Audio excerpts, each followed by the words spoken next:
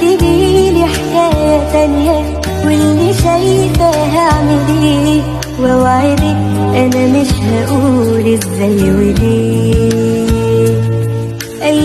Assalamualaikum warahmatullahi wabarakatuh. Hari ini kita akan mempelajari terkait menghayati fungsi hadis terhadap Al-Quran. Sebelum memulai pelajaran, marilah kita bacakan doa terlebih dahulu. Bismillahirrahmanirrahim. Raditu billahi rabba wa bil islami dina wa bi muhammadin nabiyya wa rasula. Rabbi zidni ilman warzuqni fahman.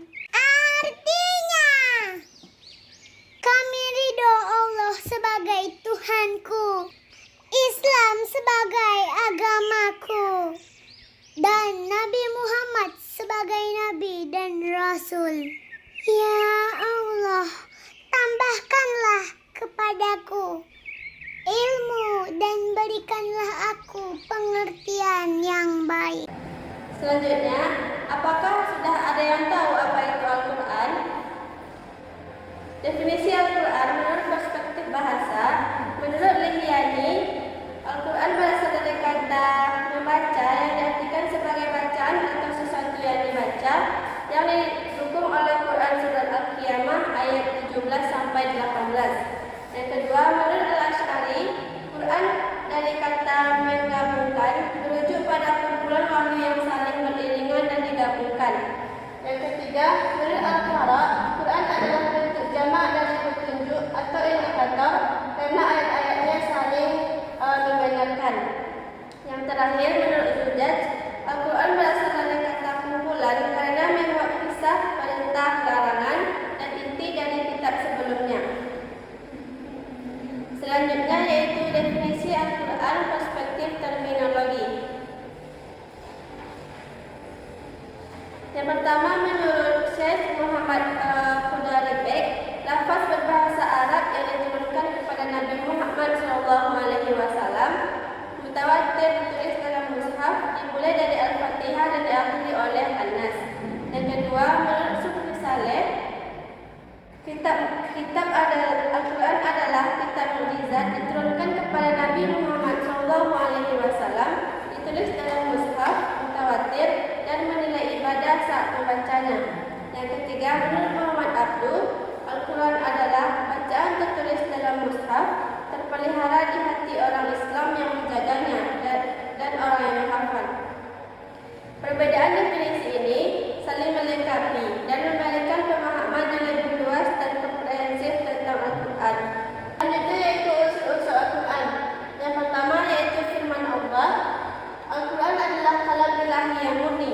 Yang kedua, lafaznya berbahasa Arab, yaitu diturunkan dalam bahasa Arab yang fasih. Yang ketiga, diturunkan kepada Nabi Muhammad SAW melalui perantara malaikat Jibril. Yang keempat, mengandung mukjizat sebagai bukti kenabian Muhammad SAW.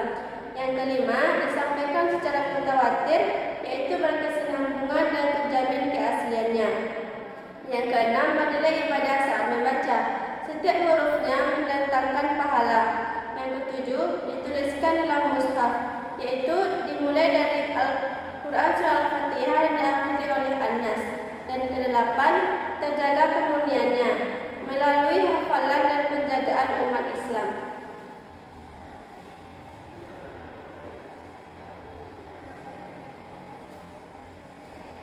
Selanjutnya yaitu nama-nama lain dari Al-Quran. Yang pertama yaitu Al-Quran. Nama Al-Quran adalah yang paling populer dan paling sering dilekatkan. Kita tentu masih ingat bahwa Al-Quran artinya bacaan atau yang dibaca. Yang kedua yaitu Alkitab. Alkitab yaitu Al-Quran sering disebut sebagai Alkitab atau Kitabullah, artinya kitab suci Allah. Kitab juga bisa diartikan yang ditulis. Dalil penamaannya ini dapat dalam Quran surah Al-Baqarah ayat 2 yang terjemahannya, kitab Al-Quran ini tidak ada keraguan padanya, petunjuk bagi mereka yang bertakwa. Yang ketiga yaitu nama ayat Al-Quran Al-Furqan. Al-Furqan artinya pembeda. Maksudnya yang membedakan antara yang hak dan yang batil. Al-Furqan merupakan salah satu nama Al-Quran. Penyebutan Al-Furqan terdapat dalam Quran Surah Al-Furqan ayat 1. Yang keempat yaitu Az-Zikri. Az-Zikri artinya pemberian peringatan. Melalui Al-Quran, Allah Subhanahu wa Ta'ala memberi peringatan kepada manusia yang terdapat dalam Quran Surah Al-Hijr ayat 9. Dan yang terakhir yaitu Al-Tanzil. Al-Tanzil artinya diturunkan. Al-Quran diturunkan oleh Allah Subhanahu wa Ta'ala kepada Nabi Muhammad melalui perantara malaikat Jibril untuk disampaikan kepada seluruh umat manusia. Al-Tanzil ini terdapat dalam Quran Surah Asy-Syu'ara ayat 192. Dan yang terakhir yaitu menganalisis perilaku orang yang memahami Al-Quran. Al-Quran adalah sumber pertama ajaran Islam. Setiap muslim berkewajiban untuk berpegang teguh kepada hukum yang terdapat di dalamnya. Di dalam Al-Quran terdapat petunjuk tentang perintah dan larangan-larangan Allah Subhanahu wa Ta'ala. Umat Islam diwajibkan untuk menjalani kehidupan sesuai tuntutan Al-Quran, baik dalam kesendiriannya maupun di tengah-tengah pergaulan masyarakat, baik masyarakat yang homogen maupun heterogen, berpikir, bersikap dan bertindak menurut tuntutan ulama. Di sini, Ibu ada LKPD yang berjudul yaitu Al-Quran adalah Wahyu Allah. Dan di halaman berikutnya sudah ada tujuan pembelajaran dan petunjuk mengerjakan untuk LKPD ini. Aktivitas 1 ini judulnya yaitu menemukan informasi. Ibu akan memberikan gambar-gambar seperti mushaf Al-Quran, malaikat Jibril, Nabi Muhammad, gua Hira, serta buku biasa. Dan yang kedua yaitu anak-anak semuanya menjawab pertanyaan yang 3 ini berdasarkan yang ada di LKPD berikut.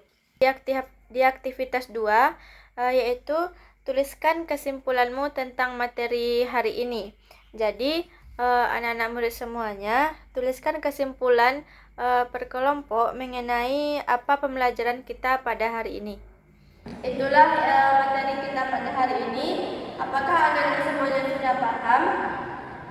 Jika sudah, kita akhiri dengan hamdalah. Alhamdulillahirabbil alamin. Assalamualaikum